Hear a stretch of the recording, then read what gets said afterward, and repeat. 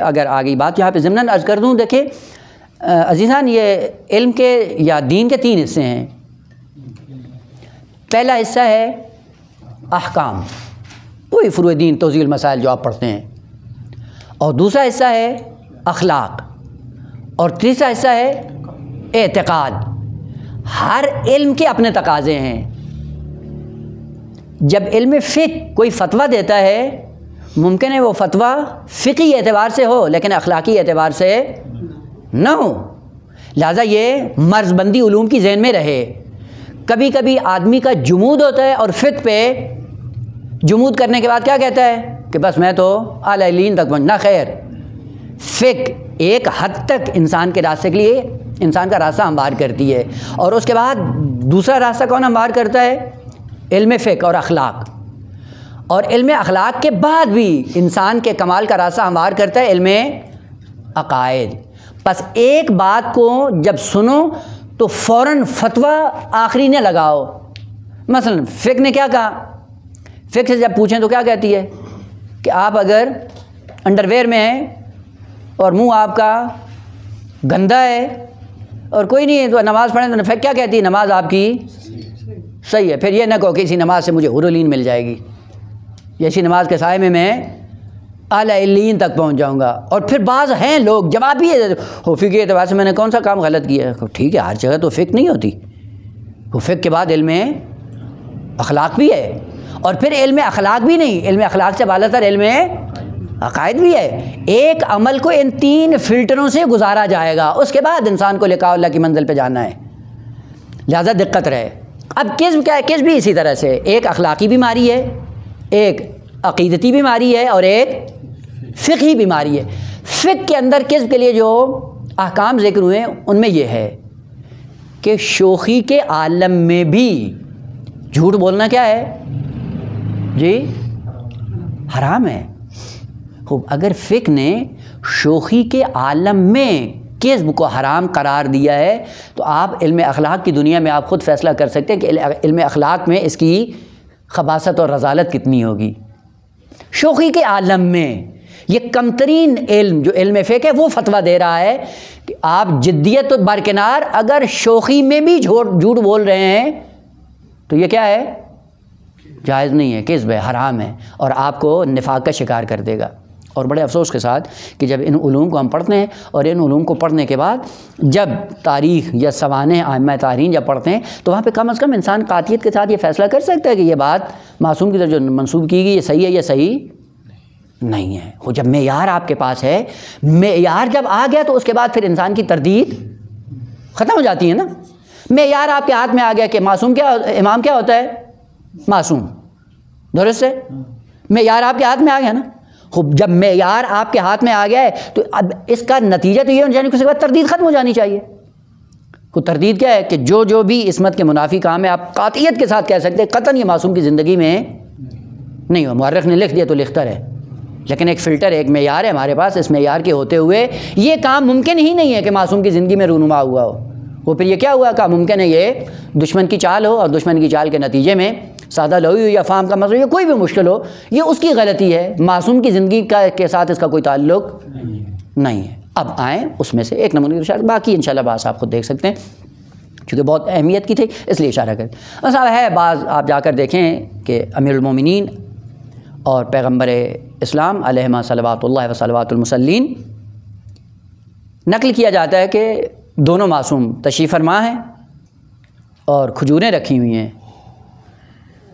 اور کھجوریں کھانے کے بعد ایک معصوم اپنی گٹھلیاں کھا کے دوسرے معصوم کے سامنے رکھ رہا ہے، اور جب کام تمام ہوتا ہے تو ایک معصوم دوسرے سے کہتا ہے کہ آپ تو معاذ اللہ معاذ اللہ معاذ اللہ آپ تو پیٹو ہیں، وہ اتنا کھاتے ہیں آپ۔ اور دوسرے نے پلٹ کر کیا کہا کہ میں نے تو کھجور کھائی ہے، تو آپ تو اتنے تھے کہ آپ نے تو گٹھلیاں بھی کھا لی ہیں۔ اور پھر کیا کہتے ہیں، اور بڑے افسوس کے ساتھ آگا یہ ہمارے پھر ممبروں سے یہ دین بیان ہوتا ہے، اور کیا کہ نہیں جی وہ تو مذاق ہے نا، مذاق میں سب کے چلتا ہے، مذاق میں سب کچھ چلتا ہے لیکن مذاق میں عبودیت کے دائرے تو معصوم نہیں پھلانگتے ہیں، عصمت کے منافی کام تو نہیں کرتے ہیں، وہ یہ کذب خبری ہے، وہ کذب خبری کا کبھی معصوم شکار ہو سکتا ہے؟ وہ یہ کذب خبری اصل عصمت کے منافی ہے۔ وہ مثلا ایک معصوم نے کہا کہ آپ نے کتنا کھایا، اتنا کھایا یا نہیں؟ نہیں کہا ہے نا. نسبتی ایسے کام کی جو واقعیت کے مطابق نہیں ہے. دوسرے معصوم پلٹ کر ایسی بات کی جو واقع کے مطابق کذب خبری ہے یا نہیں ہے. کذب خبری آیا منافی عصمت ہے یا نہیں ہے. وہ صدر ہے. وہ بس ایک دین کا مطلب بیان کرنے کے لیے اس سے پہلے کئی گھنٹے پڑھ کر یہ چیز اپنے لیے معین کر لو کہ یہ دین کا حصہ ہے بھی صحیح یا نہیں ہے. اسی لیے کہا کہ الدین کیا ہے؟ احد من السیف و ادق من الشعر. تو یہ بات کرنے سے پہلے یہ منقع کر لو کہ یہ بات دین کی ہے یا نہیں ہے. اس کے بعد جا کر دین کے عنوان سے اس کو بیان کرو. وَإِلَّا قیامت کے دن پھنس جاؤ گے. اور قیامت میں دن وہ تو ایسا دقیق مرحلہ ہے کہ جہاں پہ اصل ممکن ہی نہیں ہے کہ ذرہ برابر تساہل ہو. بات آ گئی تو عرض کر دوں. اور ضمناً یہ کہ البتہ ایک اگر فرصت ہوئی کسی دن آپ لوگوں کا ہوا وقت الگ تو عرض کروں گا. کتاب شناسی بڑا اہم پہلو ہے.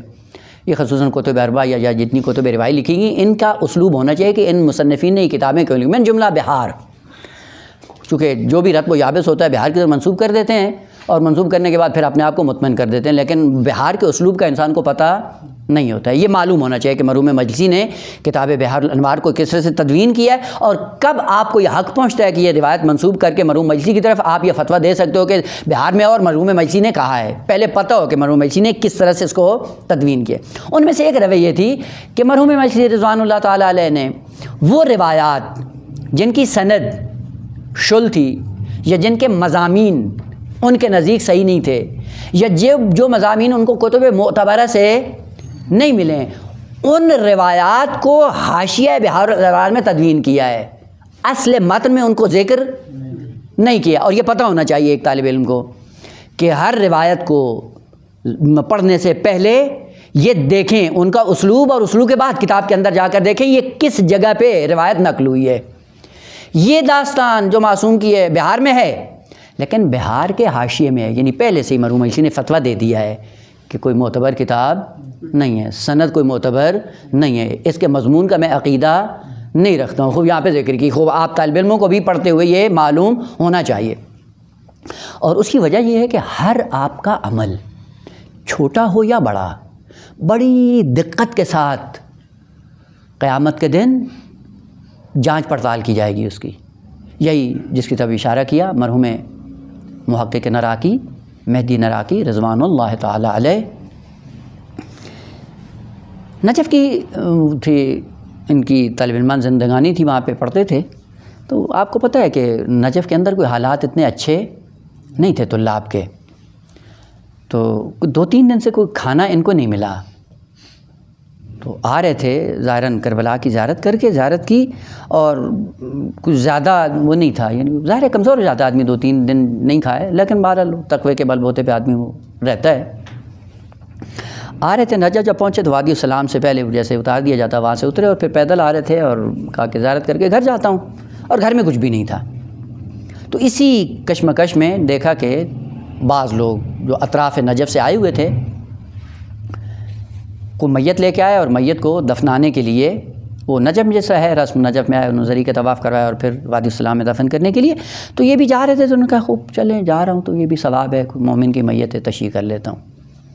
وہ تشییع کی، تشییع کے بعد کہا چلو جنازے میں بھی شریک ہو جاتا ہوں تھوڑا سا اور وہ ہو جائے. جنازہ پڑھا اور جنازہ پڑھنے کے بعد کہا کہ خوب جا رہے ہیں نزدیک ہے یہیں، تشییع کے بعد تدفین میں بھی شریک ہو جاتا ہوں، پھر گھر چلا جاؤں گا، کام تو اتنا ہے نہیں. اور وہ لوگ جو آئے ہوئے تھے باہر نجف سے، انہوں نے جب دیکھا کہ عالم دین ہے، محمم ہے، پاکیزہ انسان ہے اور وہ ہمارے ساتھ آ رہا ہے، تو انہوں نے زیادہ اس کو احترام دیا. اور ادھر سے چونکہ ٹائم زیادہ ہو رہا تھا تو انہوں نے کہا کہ آقا ہم یہ تدفین تو کر رہے ہیں، باقی دعائیں اور فاتحہ اور آیت الکرسی اور یہ وہ پڑھنا جو ہے وہ اگر ہم یہ سارے مراسم کریں گے تو ہم لیٹ ہو جائیں گے، شام ہو جائے گی، گاڑی نہیں ملے گی، ہم رہ جائیں گے. پھر کہا اگر آپ مہربانی کریں تو یہ تدفین کے بعد جو ہے آپ یہ آخری اینٹ رکھ کے تو آپ اس کو بند کر کے جو جتنا بھی ہے فاتحہ اور آیت الکرسی اور سورہ قدر وغیرہ پڑھ کے آپ پھر گھر چلے جائیں تو ہم چلے جاتے ہیں اگر آپ راضی ہوں. تو کہا کوئی مسئلہ نہیں، میں کر دوں گا، میں تو فارغ ہی ہوں. تو انہوں نے کوئی ایک بھاری مقدار پیسے کی آقا کی جیب میں ڈال دی. دیکھیں ہوتا ہے کہ خدا کے لیے کر رہے ہیں، کیونکہ کوئی توقع تو تھی نہیں، خود جیسے خدا کے لیے کیا خود جیب بھر گئی، یہ تو کام پہلا سیٹ ہو گیا. اب وہ خود نقل کرتے ہیں کہ جب میں نے آخری اینٹ قبر کی رکھنا چاہی، دیکھا کہ دیوار شک ہو گئی، دیوار شک ہوئی، دیکھا کہ ایک دنیا دیگر ہے، عالم دیگر ہے، اور اصل منظر چینج ہو گیا ہے. اور کہتے ہیں میں نے فوراً اس کے اندر داخل ہوا. کہتے ہیں کہ 1 2 3 4 باغات اتنے خوبصورت میں نے کراس کیے. آگے دیکھا کہ کچھ افراد بیٹھے ہوئے ہیں اور ایک آدمی ممبر پہ بیٹھ کے تقریر کر رہا ہے، اور تقریر کرنے کے دوران اچھی باتیں کرتا ہے، اور تھوڑی دیر کے بعد ایک سانپ آتا ہے جو اس کو ڈنگ مارتا ہے، ڈس لیتا ہے، اور پھر وہ ایک دم کالا ہو جاتا ہے. کہا کہ یہ بار بار یہ عمل تکرار ہوتا رہا. کہا جب 2-3 مرتبہ میں نے اس کو دیکھا تو دیکھنے کے بعد مجھے رہا نہیں گیا. تو میں نے اس خطیب سے پوچھا بھائی بتاؤ یہ ماجرا کیا ہے یار، اتنی اچھی باتیں کرتے اور یہ سارے آئے ہیں آپ کے پاس اور آپ کے معذر میں بیٹھے ہوئے ہیں، اور یہ سارا نظام بڑا خوبصورت چل رہا ہے، اور یہ اتنی آسائش کی دنیا ہے، اور یہ کیا ہے بار بار آتا ہے سانپ آپ کو ڈس لیتا ہے اور چلا جاتا ہے، کیا ماجرا کیا ہے؟ وہ خطیب ذکر کرتا ہے کہ آقا آپ کو معلوم نہیں ہے، میں وہی شخص ہوں جس کی قبر آپ بند کرنے کے لیے آئے ہیں، آخری اینٹ جس کی رکھنے آئے میں وہی ہوں. تو کہا یہ کیا ہے، یہ ماجرا کیا ہے سانپ کا؟ یہ کہا یہ سانپ کا کوئی ماجرا اتنا لمبا چوڑا نہیں ہے. میں نجف کی سرزمین پہ زندگی بسر کرتا تھا، تو وہاں سے میں ایک بازار سے گزرا تو ایک دکاندار اپنے گاہک کے ساتھ لڑ رہا تھا. دکاندار کہتا تھا کہ یہ چیز میں نے 6 درہم کی بیچی ہے، اور مشتری اور گاہک کہتا نہیں میں نے 5 درہم کا معاملہ کیا آپ کے ساتھ. تو 5 اور 6 کے درمیان ان کا آپس میں جھگڑا تھا، تو یہ لڑ رہے تھے. لڑنے کے بعد جب میں نے دیکھا کہ یار یہ تو اب نزدیک ابھی ایک دوسرے کو مارنا پیٹنا شروع کر دیں گے، تو میں نے کہا کہ میں آتا ہوں آپ کی مشکل حل کرتا ہوں. تو میں گیا اور میں نے دونوں کو الگ کیا. الگ کرنے کے بعد کہا کہ آپ مجھے حکم قرار دیتے ہو، میں قاضی بنوں اور فیصلہ کروں؟ تو دونوں نے کہا ہمیں قبول ہے، آپ جو بات کریں گے قبول ہے. تو کہتے ہیں میں نے فیصلہ یہ کیا کہ بھائی یہ جو مشتری ہے یہ 5 کا دعوے دار ہے اور آپ 6 کے ہو، تو مہربانی کرو آپ 6 سے 5.5 پہ آ جاؤ، اور یہ 5 سے اوپر 5.5 پہ آ جاتا ہے، 5.5 اس سے لے لو چھوڑ دو. وہ جو مشتری تھا اس نے کہا مجھے قبول ہے، اور وہ جو دکاندار تھا اس نے کہا میرا پیسہ اتنا تھا، لیکن میں نے چونکہ آپ کو گاہک اور قاضی کے طور پہ قبول کر لیا ہے تو کوئی بات نہیں، اس کی وجہ سے قبول کرنے والے میں راضی نہیں ہوں. تو میری وجہ سے وہ 5.5 درہم پہ راضی ہو گیا، جبکہ اس کا حق اس سے زیادہ تھا. کہا وہ جب تک دلی طور پر راضی نہیں ہو تب تک یہ مجھے کاٹتا رہے گا. یہ سانپ وہ آدھا درہم ہے جو میری وجہ سے اس کا نقصان ہوا ہے، اور یہ جب تک وہ قلبی اعتبار سے راضی نہیں ہوگا یہ ماجرا جاری و ساری ہے. خوب اس سے پتہ کیا چلتا ہے کہ نظام عالم آخرت بہت دقیق ہے آقا. اس طرح سے سال انگاری نہیں ہے کہ جس کو ہم نے سمجھا ہوا ہے، خصوصاً بیت المال کی دنیا. انشاءاللہ کہ خداوند عالم ہم سب کو یہ توفیق دے کہ پہلے مرحلے میں دین کو بڑی گہرائی کے ساتھ سمجھنے کے بعد انشاءاللہ آل محمد کے سائے میں ان پہ عمل پیرا ہو سکیں. والحمدللہ رب العالمین.